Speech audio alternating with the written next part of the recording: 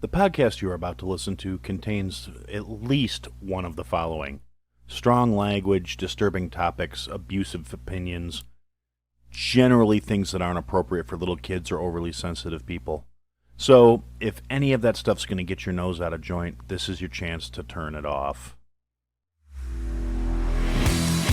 Welcome to I Had to Say It, the podcast where I not only say the things I need to say, but the things I think you need to hear. And your feelings, they're not a factor. Hey everybody, welcome to another episode of I Had to Say It. So we're going to start out as we do by saying to Josh, B-Word, Iceman, Jason, Miss Aaron, Mike, Tabby, Javier, Fitz, McShane, El Jefe, El Devlin, El Morte, the gentleman over at the Weathered Report, and to Billy G. Thank you for your support. It means a lot to me. If you would like to hear your name included with this wonderful list of fabulous people and try and see how many more people I can get added to this thing before I start running out of breath while I'm doing it, all you got to do is either go to patreon.com// I had to say it, or else go to the Buy Me a Coffee link on my website and sign up to be a supporter of the show. That will give you access to periodic bonus episodes, behind the scenes stuff, all the episodes with guests that are uncut. There is some stuff to it. I got to be better about putting out Patreon exclusive stuff. You guys deserve more from me, and I'm sorry for failing you in that respect. So anyway, that's where we're at with that. And in one other piece of housekeeping, we are going to just want to make a little announcement here that over the weekend I was invited to guest on the Weathered Report again, and it was a good time. We talked about the spice blend that I'm going to be launching. We talked about a lot of different food, cooking, stuff like that. It was a good time. It's always a good time talking to the guys. They're a good crew, good bunch of guys. So you should definitely head over there and check that out if you haven't already done the things, subscribe to the channel, all that good stuff. They're smart guys. They're on the stick. You're going to laugh. You're going to learn something. You're going to have a good time. You can also catch them on the Daily Weathered View on X every morning when Bruce is driving to work from, my time, it's 8 a.m. to 9 a.m. generally, give or take, depending on traffic and stuff like that. Bruce is out there on California time, so that's 2 hours earlier for him, so that's like 6 a.m. to 7 a.m., I guess. But anyway, yeah, it's a good time. It's always good topics, good talk, we're talking about whatever's going on in the world, and you'll pick up some business tips, some good acumen. I got some really good advice from Harkos about stuff I need to do in terms of getting my shit together, so I'll have to hit him up about with that once I'm in a little more secure and sound position. But he did give me some really good ideas for how we're going to crowdfund this spice blend so we can get it off the ground so I can start getting a little side income coming in and maybe be a little better for you guys. Details to follow. So I think that's all the housekeeping stuff that I've got for you for right now.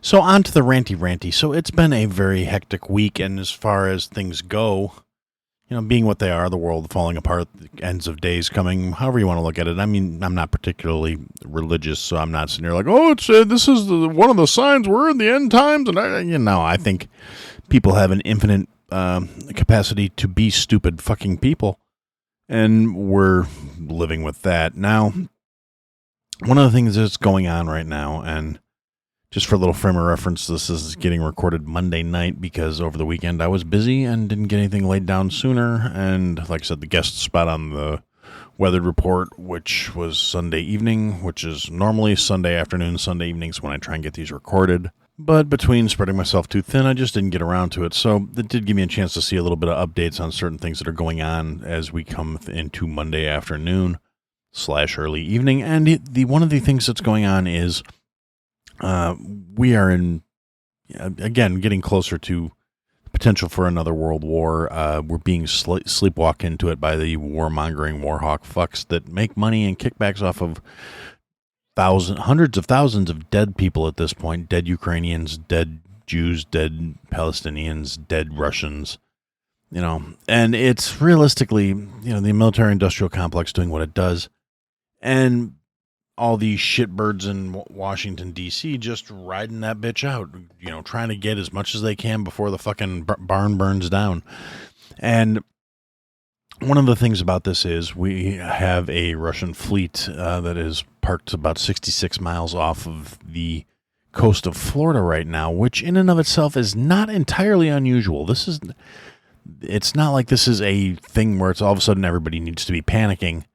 But the context of this is a little more for lack of a better way of saying it, problematic than it has been in the past. Because you see, Russia and Cuba have had ongoing understandings and relations since, at least the 60s, when we had the original Cuban Missile Crisis with JFK and all that good stuff. And we are things are kind of getting spooled back into the whole Cold War mindset where, and honestly, this is completely understandable when you look at things the way I look at things, where you go, we have a bunch of geriatric warhawk fucks that peaked in the fucking 80s that still have that same mentality about how the world works, because it's a bunch of delusional old shit stains that for some odd reason keep getting fucking elected. And part of that's the apathy of the American population. Part of it's the corruptness of the system.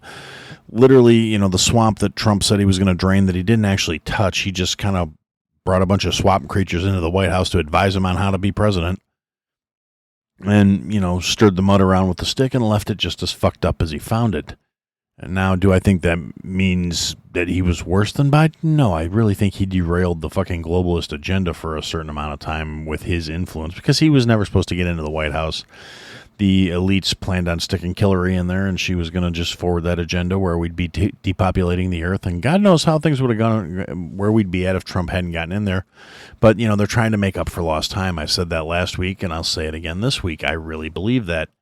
They're trying to rush to get back on their timeline for depopulating the world and doing their own thing, and it's making them sloppy and getting them called out. And there have been some consequences that tie into that. But again, I'm getting ahead of myself to talk about the Russian fleet in the Caribbean now.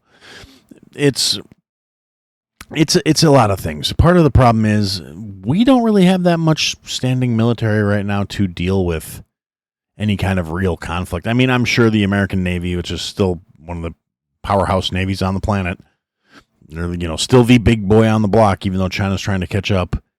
We're still spread pretty thin right now compared to where we used to be at our ready days. And the response time would definitely be delayed enough where, say that Soviet sub that's parked off the coast somewhere decided to launch some ICBMs. They don't even have to be nukes, just something to make a point.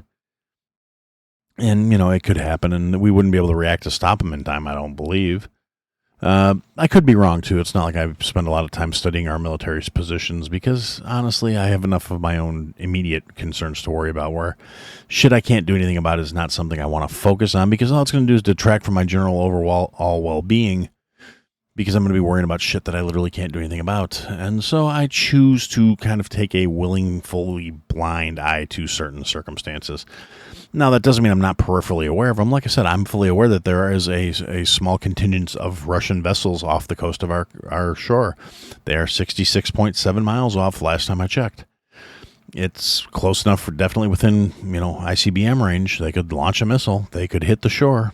I don't know if we'd be able to intercept it and stop it. But like I said, this isn't the first time. They have ongoing relationships with Cuba for the last 70 years or 60 years or however long it is. I forget the exact number, but at least since I want to say late 50s, early 60s. So ultimately, it's not new that there's Russian ships in the Caribbean. What is new is Putin has declared the United States enemies of the Russian people because of our continued funding of the Ukrainian conflict, along with Biden, coming along and kind of on the down low, but not down low enough because we were aware that he did this, authorizing the Ukraine to start using long-range weapon systems given to them by the United States to start striking at Russian territories. Not striking at territories that they need to recover from the Russian incursion, but striking into Russia's established held territories, kind of, to escalate things, to try and take the fight to Russia, which is fucking stupid because the median age of the Ukrainian military right now is 45 years old. Now, it's not to say old bastards like myself can't be fighting. It's not to say they're not dangerous. It's not to say they're not going to be an issue in a conflict. However, these are disheartened, broken men in a lot of ways. The Ukrainian military drive is in the toilet. They are literally strong-arming young men off the street and conscripting them into the military. People are paying to smuggle their relatives out of the country so they won't have to go die on the front lines, because realistically, the Ukraine's not going to win this conflict. They can't. And the fact that the UN and NATO won't let them out of it just makes it more problematic. I mean, they've literally killed off an entire generation of the population at this point. All they've got left is old people and children, and it's it's not gonna. So how are they gonna replace that population? How are they gonna breed another generation of Ukrainians? There's a lot of problematic shit that doesn't bode well for anyone in the region going on in the name of resources for the most part, because they've basically said the quiet part out loud and admitted that's what this is all about at this point.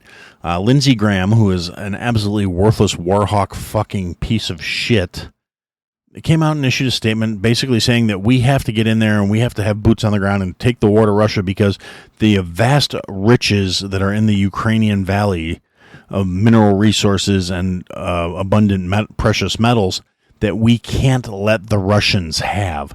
So this warhawk fuck, who would never spent a day of his life in actual service, wants us to send our men and women to die in this conflict in the name of mineral rights.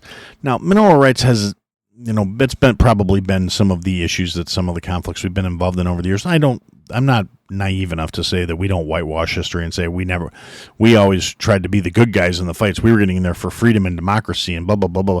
No, a lot of the conflicts between, the 60s, anything after World War II, basically.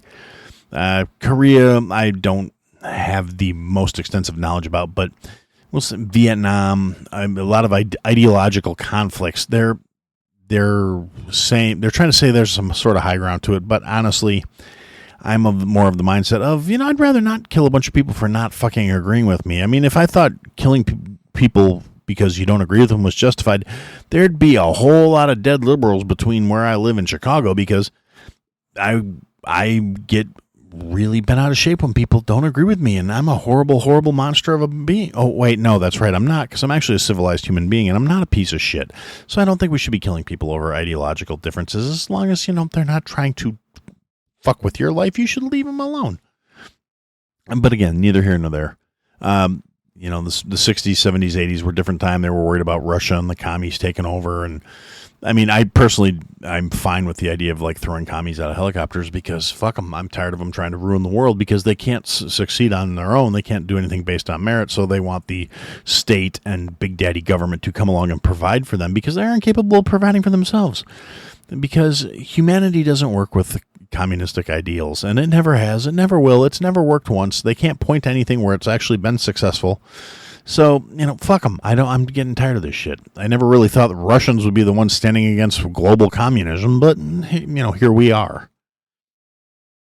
And so, like I said, the whole thing kind of stinks on ice. And we've got the U.S. government trying to pass bills to basically register every able-bodied man in the country for selective service. Now it used to be, when I was a kid, it was you had to go fill out a form when you turned 18 to register for selective service in case they had to reinstitute the draft for whatever reason.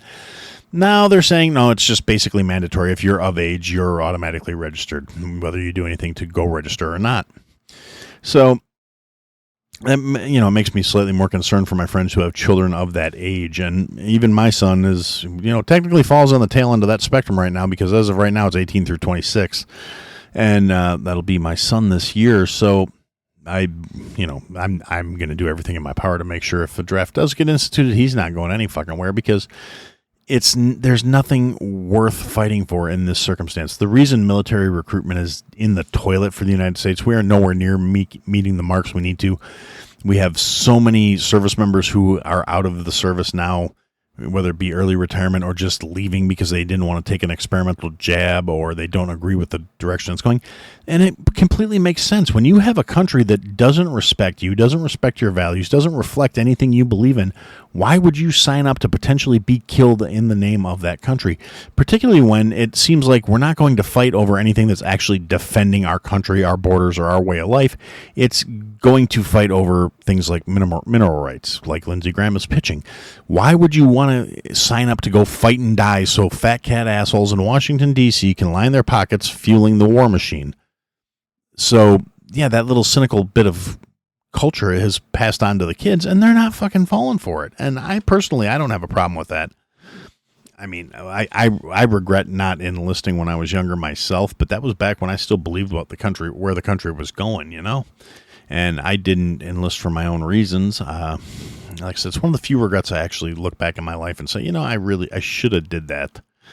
But I was an arrogant little bastard when I was a teenager and didn't really think it would mesh well with my personality. Didn't think it was the right fit for me. And at the time, there were no real conflicts going on where I was uber concerned about it. It wasn't, there was no blatant attacks. It was pre 9/11. It was not, there was really, like I said, realistically, the world was actually in a pretty tame state at the time. Little regional conflicts here and there, little skirmishes and dust-ups, but nothing where it really felt like there was some threat to our way of life that was just looming terribly that needed and required service to the country. So me being an arrogant little bastard, I just didn't see it as a good fit for me at the time. And like I said, in hindsight, I wish I would have done it more for my own reasons than anything else. Honestly, it's a completely selfish stance that I feel that way because I feel like getting that extra discipline and just working on myself probably would have been a better suit for me back then than the route I did take. I mean, but on the other hand, if I would have done that, my life wouldn't have turned out where it is. I wouldn't have my wife. I wouldn't have my kid. I wouldn't have the life I have now. So, I can't regret the choice too much. It's one of those things, the path not taken, not something I focus on a whole lot, but, I'm okay with where I landed. I wouldn't, I love my wife. I love my kid. I wouldn't trade them for the fucking world. So, honestly, I'm not really bitching about it too much. I'm just saying I understand why I didn't enlist. And so maybe that's why I can identify a little bit more with the kids who aren't wanting to enlist now. But conversely, also, like I said, it seems like a lot of the ideals that I would have enlisted for to fight and defend are no longer relevant to the way this country is being run. And it's blatantly obvious at this point. And ultimately, the last little thought I have based on the Putin moving his destroyer fleet into the Caribbean is something else that was said basically in the same conference where he labeled the United States as enemies of the Russian people was he brought up a very, I'm a big fan of the idea of turnabout is fair play. Whether I'm in a situation where that's advantageous for that to be the case or not, I do believe, fairness, equality, and all that good shit. Which is why, even though I'm not a huge fan of Trump, as anyone who listens to the show on a regular basis knows, I am kind of rooting for once if he gets, it looks like he's going to get reelected. And if he can actually manage to keep this country out of World War III long enough to be able to deal with this bullshit, him turning around on all the people that have been abusing the justice system to try and come after him, I kind of think that's fair because, like I said, turnabout's fair play. All the assholes who want to stand out here screaming nobody's above the law when they're going after him are going to be put under the same microscope should he get back into power, and I think they fucking deserve it.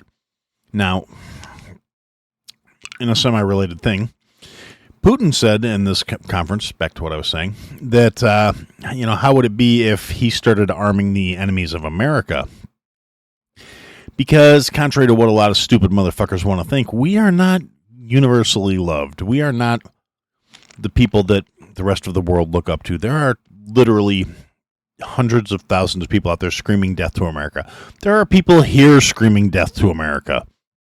There are privileged liberal college kids screaming death to America on campus as they protest the only country on the globe that would allow them to have their shit attitude and still say stupid shit like that without any consequences.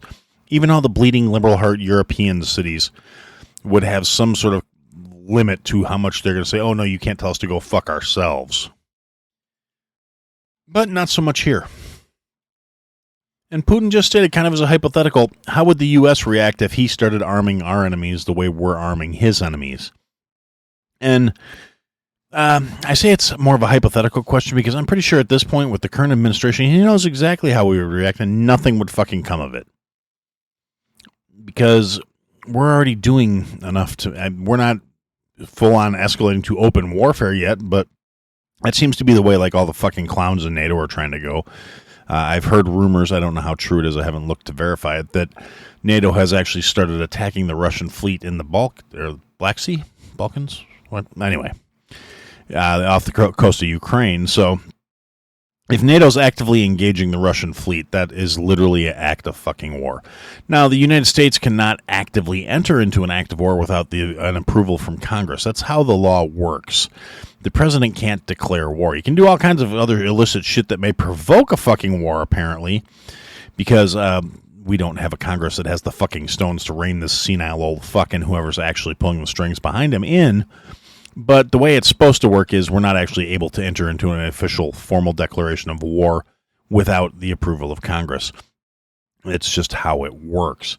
Now, the president has the authority to react to attacks to defend the nation, which could explain why he's trying to provoke a conflict so he can get us into a fight.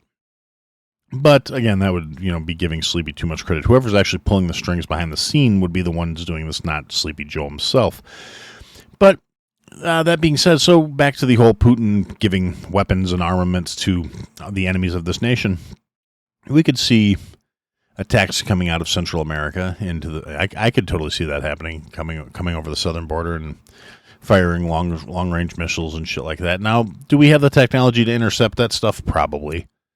I mean, I'm sure we have all the technology for the Iron Dome system, and it's pretty reliable when it comes to missile defense. But do I think that's necessarily the route it's going to take? Maybe not so much. I mean, we have these wide open borders. Realistically, Putin wouldn't even have to go far. He could just work out some. I'm sure he'd be more than happy to arm the cartels. And that would probably cause more than enough problems because, again, military recruitment's down. Experienced soldiers are all out of the service now. Our numbers are down. We don't have the standing army to project, much less actually enforce, but even to project the illusion of strength, which is why a lot of the shit's going on. We are no longer the big kids on the block. We are no longer, we'd rather be respected, but we will accept being feared. And I don't feel like we're even feared anymore in a lot of ways, shapes, and forms. And we are seeing the consequences of those factors. So let's see what else. There was a video that was released today, being Monday, of Nancy Pelosi from January 6th from the insurrection, the big thing, and basically admitting that the fact that the National Guard wasn't there was her fault, and she was kind of culpable for the way the whole thing went down. And, of course, she's already on CNN, which, it's kind of funny. Apparently they don't have any programming blocks because she can come on at any given time and just pop up and say, oh, no, they're trying to rewrite history. No, bitch, they have you on camera making these statements. You trying to change what you said is revising history. So, there's not going to be any charges about this unless Trump happens to get reelected. Then maybe he'll try and throw a corrupt old ass in prison for the few remaining years she has left. But I wouldn't hold my breath if I were you. I'm sure Vegas ain't laying odds on her going to prison anytime fucking soon. But more and more, it could really starting to come to look out like all the conspiracy theorist shit about the 2020 election is more and more accurate. The fact that Nancy Pelosi was directly responsible for the response on January 6th from the protests, the fact that more and more evidence is coming out about electoral improprieties coming out from Georgia's and several other states where they're saying, oh, yeah, there were lots of improprieties and irregularities, and we're failing these audits. In Arizona, we've got Katie Hobbs now facing charges and an inquisition over corruption and misappropriation accounts. It's literally like everything that happened in the last 4 years. It seems like the conspiracy theorists are all kind of batting 1,000 on here, and kind of the icing on the cake. If you want to talk about the 2020 election, which I really don't want to harp on, it's done, it's over with at this point. All we can do is move forward. But the Hunter Biden laptop has been verified as actually being factually accurate and true, and it's come out that the FBI has known that since before the 2020 election, which means by suppressing it, labeling it as Russian disinformation, and all the other horse shit they did behind that, that was actually committing election interference as well, because they knew if the truth came out, it could reflect negatively on Biden and affect his voting polling numbers. So, yeah, the FBI is complicit in election tampering too. So realistically, the 51 agents who came out and testified that the laptop was Russian disinformation should all be being brought up on election interference charges as well. If it was an actual level playing field and an even justice system in place, but it's really not. It is that whole two-tier justice system. And speaking of Hunter Biden and his crackhead ass being on trial, Now, a lot of people are saying now the jury's been deliberating. They did not come back with a verdict today. They will go back into deliberations tomorrow. A lot of people are saying that Hunter's not going to get convicted, and they're saying, and then people are saying, "Oh, well, if he does get convicted, Joe's not going to intervene or interfere to stop him from facing the consequences of his actions." Well, that's all well and good, but I really don't buy it. I mean, I'm sure he won't do real time. He might go to some little really nice prison somewhere to do a small stretch for his little felony, but I wouldn't hold my breath. He might get probation. He might get, a little slap on the wrist. But ultimately, even if the deep state swamp motherfuckers do decide to hang the Biden family out to dry because they've outlived their fucking usefulness, at the end of the day, I'm not content to say, Hunter Biden should be going to prison because that's, revenge for them throwing all the fucking warfare at the Cheeto, which, like I said, I really do believe the deep state would be more than happy to sacrifice him to try and reestablish some sort of illusion of fair justice where they could say, oh no, see, if the system wasn't tilted, his dad would be getting him off. Yeah, out of some little minor petty ass felony that realistically shouldn't be a felony. Because see, here's the thing: I don't want Hunter Biden to get convicted on this. I want him to be found not guilty, because see, that establishes a legal precedence that this law is unjust. Because I frankly believe that the forms he was convicted of filling out and lying on are a violation of the Second Amendment, and subsequently, if he gets away with it, that establishes legal precedence for every other Second Amendment case out there. Not all of them are going to necessarily reflect the same, but it does establish a legal precedence, which is what you want when you're trying to get laws dealt with. You need a court that comes out and says, no, this wasn't right, or this is an unlawful form to be filling out. This shouldn't be a crime for not violating it. So realistically, I kind of hope Hunter gets off on this one. I really do. And I think he's a horrible, deplorable, disgusting human being, and he's lived a life of privilege, and he doesn't deserve it. He's a fucking scumbag, and he's a fucking junkie, and you never trust a fucking junkie. And frankly, I honestly think there are myriad reasons why he should be put under a fucking jail. But in this particular case, this is not the thing I want to see them get him for. I'd love to see them bring him up on, drug charges or charges for banging minors or any of the other miscellaneous inappropriate, influence peddling and corruption, any of that stuff. I'd love to see him put in prison for that shit for the rest of his natural fucking life. And not like a good prison either. I want him in like a Turkish prison. That would make me happy. Where rats were chewing on his toes in the middle of the night. I think that would be more karmic justice. But ultimately, in terms of the gun charge, I really hope he gets off, because it doesn't benefit any of us for him to get convicted. Realistically, what does that accomplish? He gets a little slap on the wrist. The left gets to say, oh, look, the justice system's still fair and uncorrupted because Hunter got his sentence. And they can get to continue infringing on your and my rights because, he's not above the law, neither is anybody else. And the gun-grabbing assholes will go back to violating our God-given rights to defend ourselves in the name of their cowardice and fucking ineptitude. Because that's really what it boils down to. They don't want to take the responsibility of being able to defend themselves and being responsible for their own health, safety, and well-being. So they would rather have Big Daddy government do it for them. And the only way that actually works is if all the rest of us are as fucking worthless and harmless as they are. And I have a problem with that. I take issue with that. So, the gun grabbers can all go take a flying fuck at a rolling donut.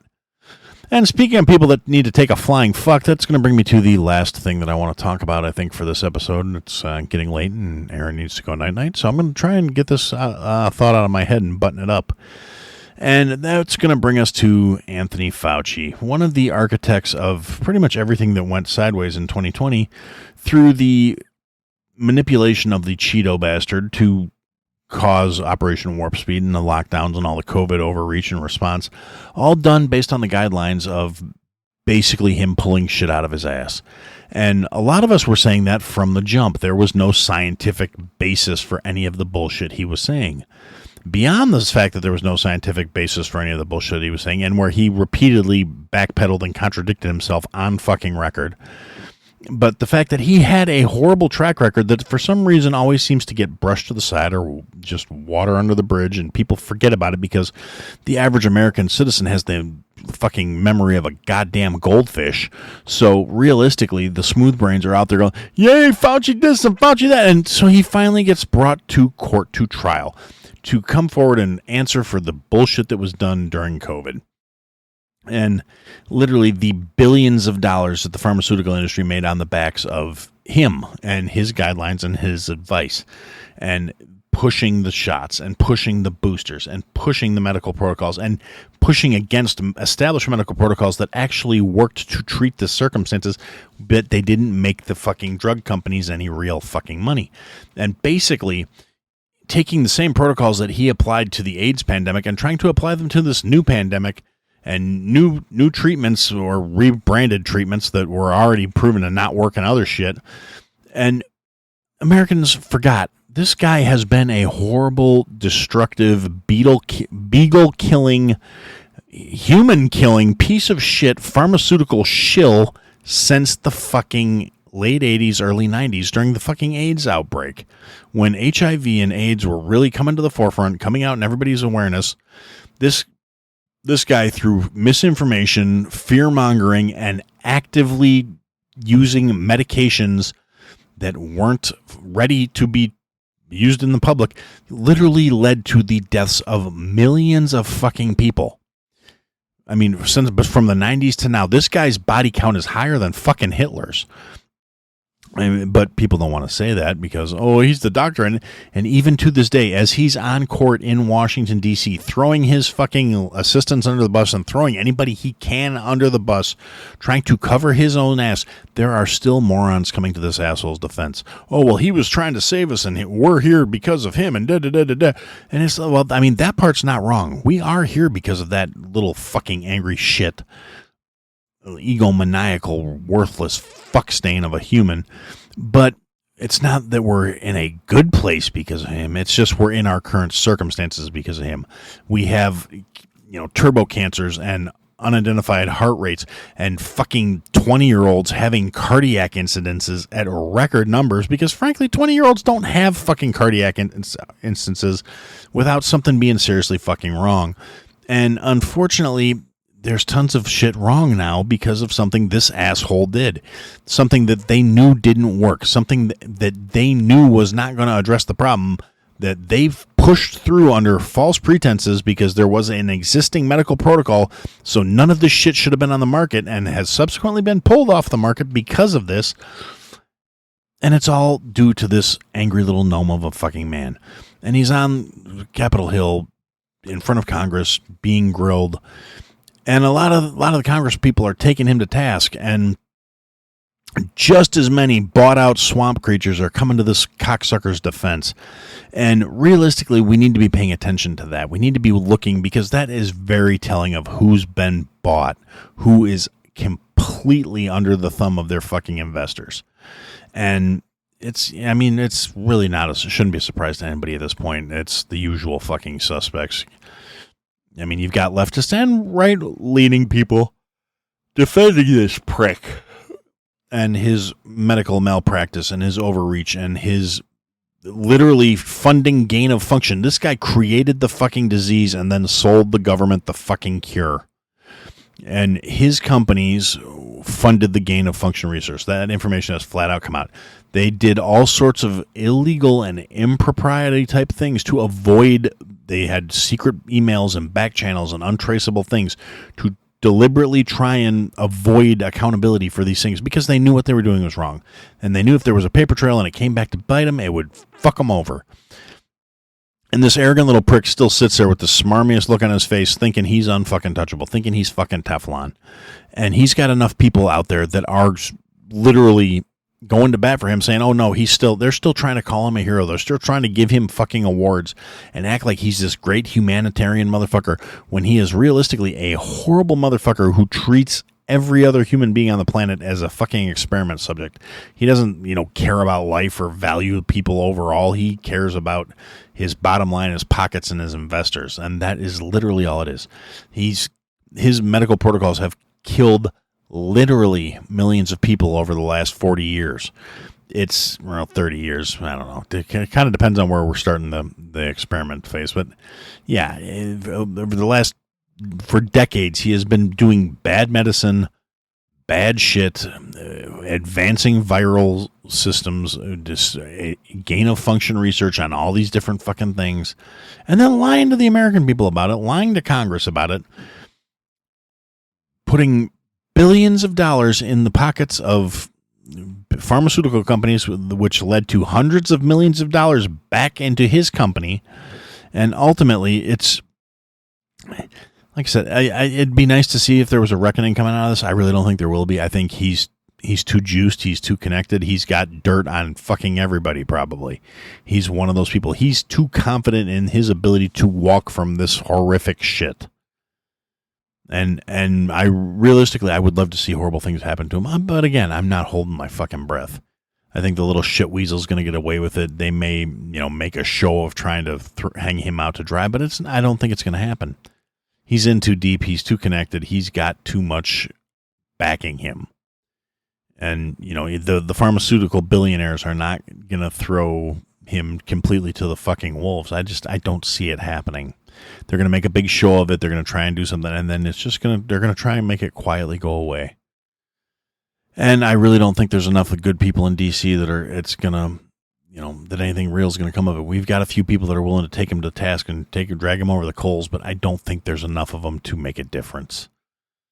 So, I don't know. I don't have a call to action or any of the usual, like trying to be upbeat at the end of the episode shit this week. I'm sorry. Ultimately, I'm frustrated. I'm concerned. I'm worried about the future, but I got enough of my own problems going on where I need to focus on my own shit and let the world do what it's going to do, because I can't do anything to stop it. And normally I would say that's not the right attitude to have, and I'd say get involved, do something locally. And if anything, that's true. You can do something. We can make a difference. There's been a lot going on out in the world that shows grassroots shit can make a difference. Just real quick sidetrack here. You want to take a look at it. You can, if you're not familiar with it, look up the case of Brandon Herrera. Brandon Herrera was a guy. He's a YouTuber known as the AK guy. He's one of the members of one of the few like bigger podcasts I listen to, the Unsubscribed podcast. Everybody that's on that show, I love it. It's all primarily, they have guests on that are non-veterans, but it's primarily veterans, and they have veteran sense of humor and talk about veteran shit. And like Brandon's not a veteran, and he'll be the first one to admit it, but he's very into guns. And anyway, I'm not going to give you the guy's whole backstory, but last year he decided to run for Congress against Tony Gonzalez. Tony Gonzalez and that District 23 in Texas, is like one of the biggest districts in Texas. It's basically the entire border between Mexico and the United States. It's like 23 counties, I think it is. It's a huge district. And Brandon Gonzalez was the incumbent. He's a establishment, well-funded, well-backed. He's like the most well-funded candidate in all of Texas, basically. He's got all kinds of different influence peddling, and basically he does a lot of shit. He's basically a rhino. He votes anti-Second Amendment, open borders, all kinds of dumb shit that really doesn't align with any kind of real conservative values. And Brandon took it upon himself last year, where this guy's not like an active political career. Like I said, he's a YouTuber. He makes guns. He does cool shit. He blows shit up and talks a lot of shit. I really respect him. I respect all the Unsubscribed guys. There's some of my favorite content creators that aren't like little small guys. And I'm sure they all started out little small guys, but they have bigger followings. So they get like Eli Double Tap, Donut Operator, Fat Electrician, King Trout's one of the guys. I mean, and these names may mean nothing to you, but if you're looking for some interesting content creators, go check them out. You may appreciate their videos. You may not. I think you probably will. If you like me, you should like these guys. They seem like the kind of guys I could hang out and have a beer with and shoot the shit. But anyway, I digress. So Brandon Herrera's guy just gets fed up with this. He's a YouTuber. Decides he's going to run for the Republican primary against Tony Gonzalez, because Tony Gonzalez is basically a rhino piece of shit. And like realistically, and he's made videos acknowledging this, so I'm not saying anything like, I'm literally kind of taking his own words and just paraphrasing, but he didn't think he had a chance of winning. The basic, in terms of like, how do we accomplish something, the goal was more to send a message if possible. And to force a runoff, the incumbent has to get under 50% of the vote. And in the primaries, there were 5 candidates running for that district. And they managed to get where Tony Gonzalez from the previous election had like 76% of the vote. This percent of the vote, Tony comes out with like 46 or 47, something like that. Didn't even make 50%. So as the incumbent, this forces a runoff, and the next highest candidate behind him was Brandon Herrera. Brandon Herrera, like I said, YouTuber, gun guy, pretty conservative, decent guy. Runs a grassroots campaign, right? Goes out, lot of groundwork, lot of going out canvassing neighborhoods, having events, a couple hundred events he did to go out and meet the people, shake the hands, kiss the babies, all that good shit. Basic regular dude, nothing fancy. He's talks about the same as I do. He says fuck a whole lot. He's got a smart ass, got a dark sense of humor, and he's just your average fucking guy in a lot of ways. Not like some politically groomed individual who's never said anything on record that's going to possibly be bad and da. And goes out, runs a campaign, runs a really good campaign. Kept it about issues, kept it clean, kept it above board, no cheap shots, no dirty attacks. Voting records and performance in office is what he focused on.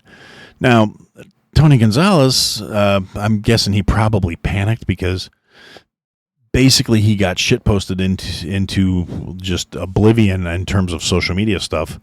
And I know that's not all that wins elections, but Tony Gonzalez launched a $10 million smear campaign against Brandon Herrera, like taking old podcast clips and YouTube clips and editing them out of context to really just try and paint the guy in a negative light. Nothing but personal attacks, nothing but cheap shots and bullshit and lies. And again, like I said, spent like $10 million on this shit for a primary, which is huge numbers. Now, Brandon, between his fundraising and all his resources, spent about $1 million, and that was, airtime, TV ads, flyers, the usual typical traditional media stuff. And then, had his small army of online shit posters dealing with the social media aspect of things, and really took it to this guy. And if anything, it shows an example of all the people that are out there saying, well, I don't know why I don't vote in primaries. I don't vote because it's not going to make a difference, blah, blah, blah, blah, blah. This one guy with about $1 million budget went out against an incumbent who spent $10 million basically propagandizing the entire election. And he wound up losing by like 460 votes, which, I mean, if you don't follow politics real closely, that is an insanely close run against an incumbent. Incumbents are very rarely unseated unless they just are absolutely fucking horrible at their jobs, and almost never unseated by their own party. It'll be, the district swing is the other direction or whatever. And realistically, Tony got put on fucking notice that the voters were not happy with his performance. They were not happy with what he was doing in office, and he needed to fucking pull an about face if he's going to keep his seat. Or maybe that's not how he's going to interpret it. I like to think that's how maybe he fucking woke up a little bit because he realized he almost lost to a fucking YouTuber with no political history whatsoever. And oddly enough, there were some curiosity and some impropriety things. And one of the things it's a good example is AIPAC was way too happy. And for those of you that don't know, that's like an Israeli pack of fundraising and donators. So they were really happy because they were saying Brandon Herrera was an anti-Israeli candidate, which was never true. Brandon Herrera never said anything anti-Israeli ever. What he said was basically, we don't need to be intervening in foreign wars, and America should be America's first priority, not every other country on the planet. And so they decided to paint him as anti-Israeli for that, so that I'm sure that hurt him in some of the numbers. But like I said, ultimately, for being outspent 10-1 and going against an incumbent in a primary election, in a runoff, to only lose by less than 500 votes, 400 and some odd votes, is an absolutely astonishing accomplishment. I mean, it is ridiculous how, and not like it was for some local gig. It was for a Congress seat, a congressional federal position in the government, which tells you how badly Tony's fucking up. But on the other side of that, the District 23 in Texas is something like 700,000 voters, and the turnout was something like 38,000 voters, which tells you nobody votes in fucking primaries. So realistically, that's where you can actually make a difference. And you need to, if you're going to be active, go out, canvass, talk to people, get your points out there. That's when you need to do it. So I guess that's, as I was saying, I was going to wrap it up without some kind of call to action. I guess that's really it. You know, get off your ass and start getting involved. Maybe it's not too late to fucking turn this dump around and get this wreck back on course. Or maybe it is, and we all just need to get ready for the fucking whatever comes next. But either way, I mean, you got to do something, so you should at least be working towards a goal. And I guess for now, that's what I had to say. Thanks for listening to another episode, guys. If you liked what you heard, leave a comment, leave a review, leave a rating. Go to ihadtosayitpodcast.com, sign up for the mailing list, interact with the show. Click the links, sign up for the Patreon, join the Discord. Come and interact, be a part of the show, buy the merch, support your favorite creator, or support me. Anyway, thanks for listening, guys. Till next time.